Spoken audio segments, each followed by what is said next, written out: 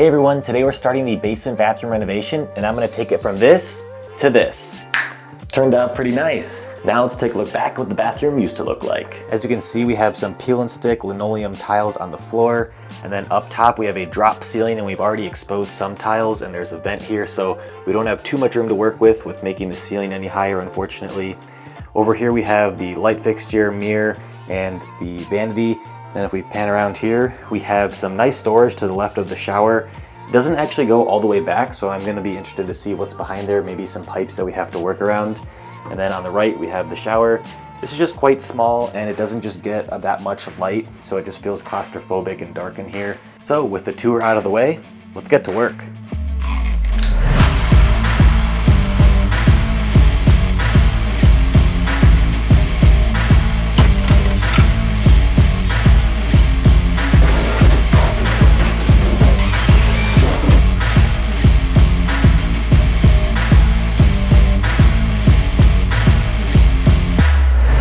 It's always a fun surprise when you get to see the chicken scratch of the workers before you. That is some nasty water. Woo. It actually looks in pretty good shape. I was expecting it to look a lot worse. Alright, let's get this thing out of here.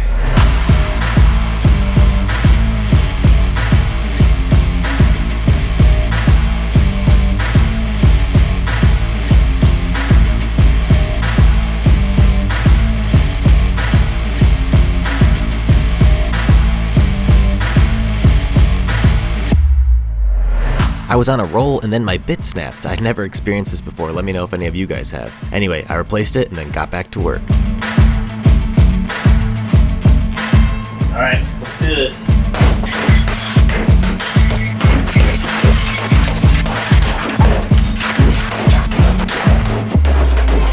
I'd never taken out one of these fiberglass showers before, but I found the best way was just to cut it into relatively small pieces with my Sawzall, and it made pretty light work of it. But then I was left with a shower floor which was stuck in a huge bed of mortar, I believe, and I was not exactly sure how I was going to get this out as it looks like a ton of it. So while I thought about that, I decided to take out the linoleum floor. This thing is huge. Hopefully a sledgehammer will work. Let's see what happens.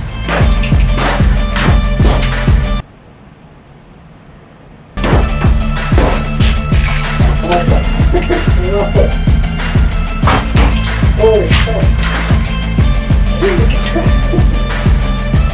Oh my god. They're insane. I got pretty lucky and it turns out that the mortar never actually bonded to the concrete subfloor, so with a few whacks with a sledgehammer, I was able to get it up out of there.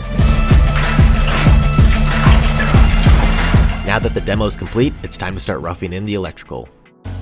Now I'm not a licensed electrician, so I'm not going to go into too much detail here, but I put 3 lights in the ceiling using some wafer LEDs, and then I ran some more 14-2 cable so that I could hook up an outlet for the eventual LED mirror, a GFCI outlet on this wall, as well as an outlet for the heated floor. From there I moved on to the plumbing. I had to first fix the P-trap for the vanity as I had to adjust both its height and position, and then I moved on to installing the faucet. So I just finished installing the in-wall faucet, and this is my first time doing one of these, and there's a lot of troubleshooting along the way, so I didn't film the whole process, but I will show you the after. Basically I had to put a bunch of blocking in here and I had to go around all these vent and drain pipes. It was kind of complicated, but eventually I got it and I had to position it so it was the right depth inside the wall. Right now I'm leaving about an inch beyond the rough wall for all these fixtures, and then I just connected them with PEX lines down to the hot and cold lines down here. So now let's move on to the shower. I started by installing the mixing valve, and I found this one on Amazon and I really like it, and I'll make sure to link it down in the description if you like it too. It actually comes with a level built in, and it looks a little bit off in this particular shot, but if you look at it from directly above, it's perfectly level. From there I connected all of the PEX lines to the mixing valve, starting with the shower head, and then this one also comes with a handheld sprayer as well, which is that other blue line coming out the bottom. I then connected the hot and cold lines and used this slip T connection to tie into the existing water lines in the ceiling. And it's always a good idea to add these nail plates in, that way you don't accidentally puncture any of your water lines. From there I added these 2x4s in the ceiling roughly every 16 inches, but I had to work around a lot of stuff as you can see, and this is what's going to support the drywall ceiling. I then added some blocking for the curdy board going in the shower, and then some foam insulation as this is an exterior wall, and then a vapor barrier. With all of the rough-in complete, it's time for drywall. Alright, so I just got back from Home Depot and having to carry in all these sheets of drywall single-handedly is quite difficult, and it's really windy. So that makes it more fun. It basically becomes like a little sail as you're trying to carry it. And we're off.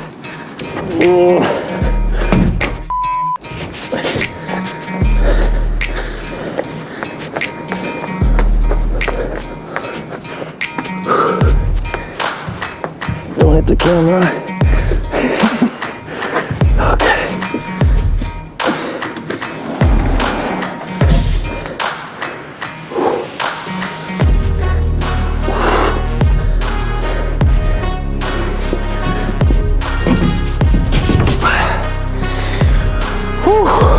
I started with the ceiling, and I've actually done a fair amount of drywall work, but I've been able to get away without having to do a drywall ceiling just yet. But in this case, decided to go for it, and it wasn't too bad, but I had to cut the pieces into relatively small shapes just because of the size of the room and the fact that I'm the only person installing it. Alright, so you may realize that all of a sudden this piece of drywall is down, and that's because last night I was eating dinner. Luckily, I was down here, and all of a sudden I heard a big explosion and some water streaming. I'm like, oh god, what happened? I didn't even work on any plumbing yesterday, so I was really confused, but it turns out there was water coming all the way down from the ceiling on both sides of the drywall. So I ran into the laundry room, quickly turned off the water shutoff valve and addressed the situation. It turns out that I had to move one of these ceiling joists as I was installing drywall, and I hammered it a little bit to the left, and there was no leaking or anything at that point, but it turns out that it just clipped part of a water line and it broke off a piece and it started streaming all the way down. Luckily it happened while I was here and while I was just next door, so I was able to address it pretty quickly, but yeah, it was really scary. I had to take down both pieces of drywall and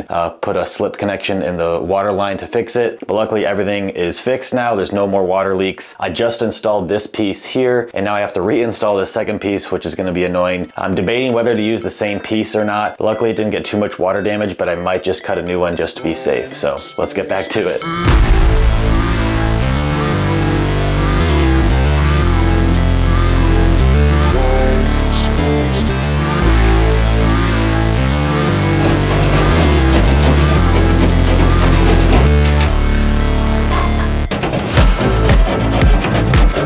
You're not gonna believe this, but I was able to drill through with a little Forstner bit, and I don't know if you're gonna be able to see it.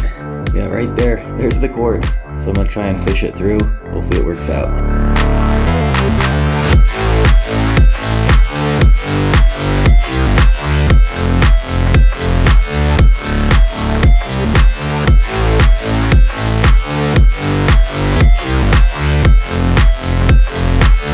With all the drywall complete, I could bring in the shelf for the shower. Instead of doing a niche, I'm gonna build a whole wall on the back side so you can put a bunch of stuff on there, and then I could start installing the curdy board.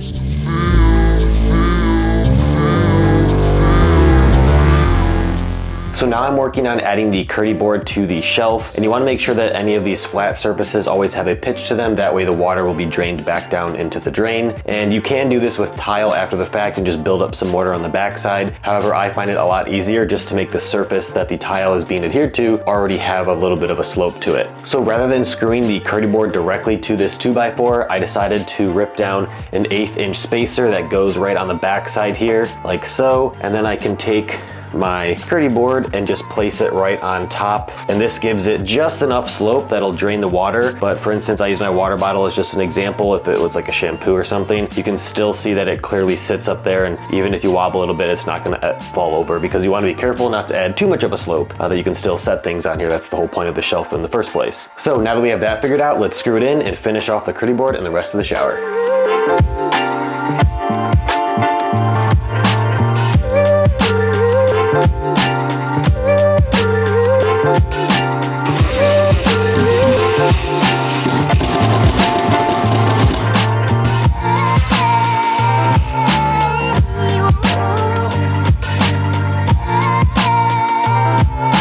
Alright, so now that we have this bracket in place, we're going to go ahead and mock up the vanity and sink just to make sure everything looks nice and proportional and we have the height right. That's what I'm most concerned about. I think that's perfect. That's plenty of room. Yeah, it looks really good. And then this is at a natural height. Now that that's good, we can go ahead and start mudding all the drywall. Let's get to it.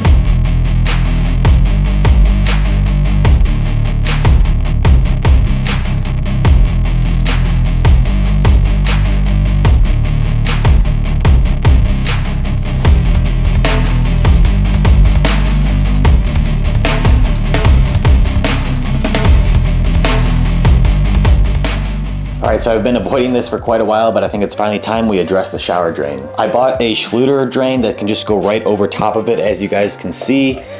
However, the problem is that's a bit high, so I want it to be flush with the floor, or at least flush with the shower pan. So I'm gonna need to lower this a good 3 or so inches. However, also as you can see, the drain is in concrete, and you can see that there was previously some work done here, and so we're gonna have to figure out how best to do this. But I have a hammer drill with a little bit of a spiral bit on the end, and I plan to basically jackhammer out as much as I can, and then I'm gonna cut the pipe, and then I hopefully can slide this right back over top of it, and then repack in some new concrete around the pipe to stabilize it. Never done this before, and honestly a little bit nervous about the whole thing, but hopefully it all goes according to plan and we can get it done. Let's get to it.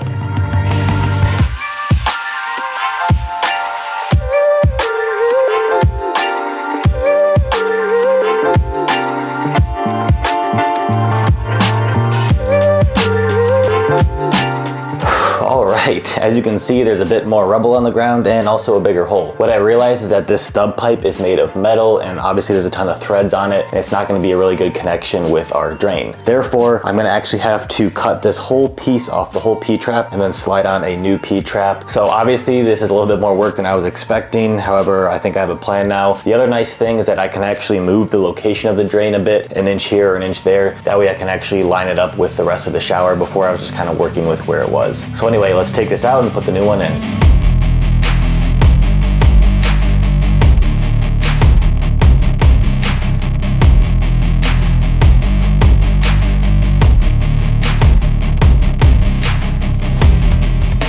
While I let the PVC glue sit up for a little bit, I decided to waterproof the rest of the shower, putting Curdy band on all of these screw holes and all the seams.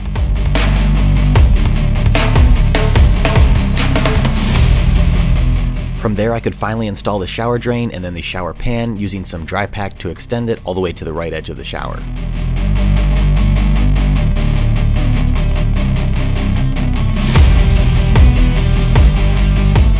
Next up was the main floor of the bathroom. I first used some Goo Gone to clean up the residue left by the peel and stick linoleum tiles, and then I could install some Dieter heat membrane, which uncouples the tile from the concrete subfloor, and then finally I could install the heating cable.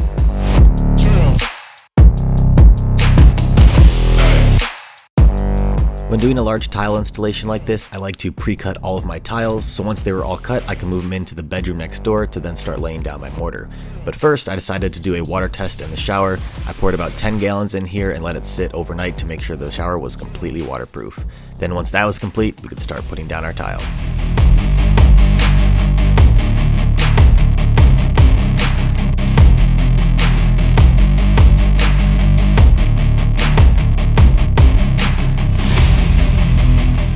Alright, so we passed the water test, so now we can drain it and we can start tiling the shower.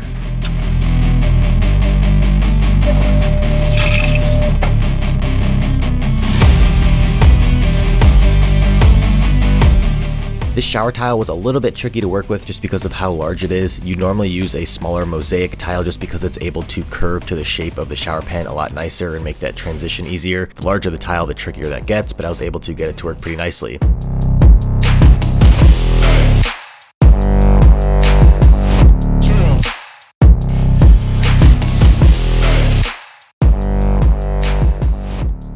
Next up was the wall tile, and this one's a bit of a doozy because I wanted the tile to perfectly align with the shelf on the back wall of the shower. So therefore I had to cut each individual tile on the first row. As you can see here, I used my laser level to do that. Each of them is actually slightly different, so I had to cut each of them individually, but then every tile above that would be a full tile. And you may have seen this tile before. It's called Zalige. It's a handcrafted kind of looking tile, and it has a little bit of different color variation across the different whites and gray spectrum. And I actually didn't have to use any spacers because it's kind of self-spacing because of the shape of the tile. And it's a little bit tricky to work with just because each tile is slightly different in terms of size. They're not all perfectly uniform, but you can adjust it with your hand here or there with some spacers if you really need to. But anyway, let me know what you guys think of the tile down in the comments.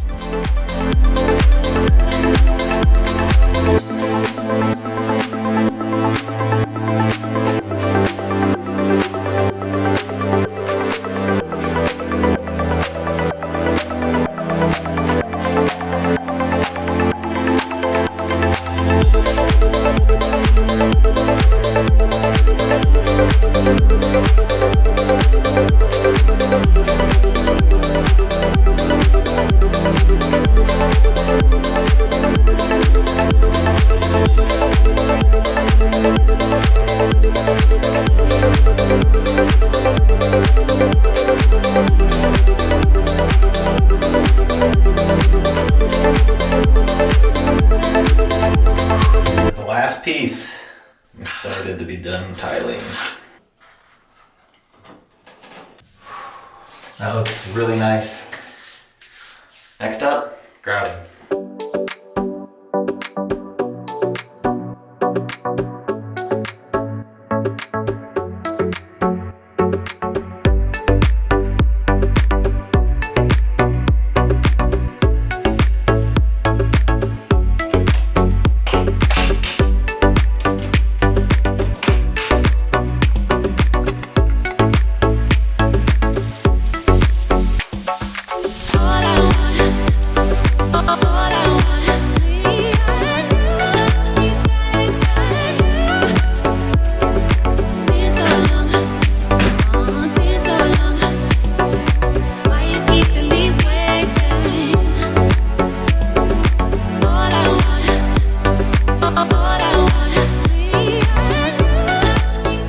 Probably not alone when I say I'm not a big fan of working with silicone. It always ends in a big mess. So for applying it to these fixtures, I decided to pull them away from the wall first, apply some frog tape, and then apply my silicone, push the fixture back into place into the silicone, and then pull off my tape, and you're left with a pretty clean finish and without the mess.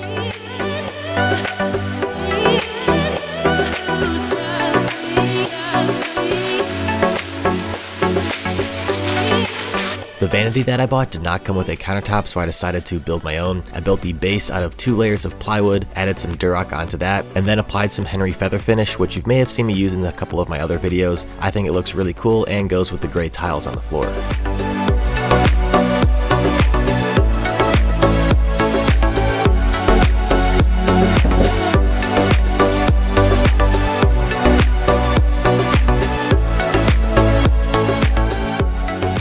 Last big project was covering up the top edge of the tile, and for that I wanted to use these oak boards, and I wanted the stain to match the color of the vanity, so I did some testing and ended up going with espresso, which is the one in the middle. As you may have seen, there's some LED wire that's hanging out of the walls. I did that during the rough-in process, so everything is ready to go. I just had to install my oak boards, run the LEDs underneath in the recess that I had cut out, and then I hooked everything up to a motion sensor. That way all the LEDs turn on when you walk in the room.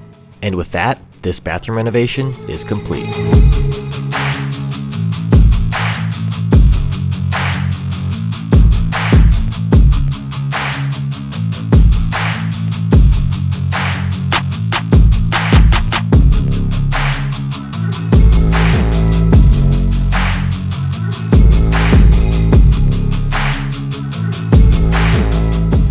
And that's a wrap on this bathroom project. I hope you guys enjoyed the video and learned something along the way. And if you have any questions, please leave them down in the comments and I'd be happy to answer them. I've also linked all of the products and tools that I use throughout this renovation down in the description. I think I say this about every new project that I do, but I think this is really my best work yet in terms of finish, design, and craftsmanship. I really love the color palette in here. It's relatively neutral, but there are a few pops of color here and there. I did something new with this project and decided to mix metals using black mainly on the vanity area and gold and brass in the shower area. And I think these colors go really well together, as well as the walnut tones of the wood kind of bring those two colors together. And I get a lot of questions about how you can elevate your design, especially in a more cost-effective way. And I truly think that custom LED work is the way to go.